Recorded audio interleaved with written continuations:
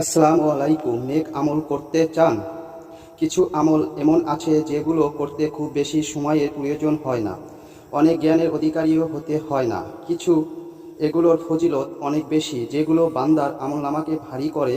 যেমন রাসূল সাল্লাল্লাহু আলাইহি ওয়াসাল্লাম বলেছেন যে লোক আমলের আগে একবার বলে সুবহানাল্লাহিল আযীম। আশা করি সম্পূর্ণ সূরাটি শুনুন। ربنا تقبل منا إنك أنت السميع العليم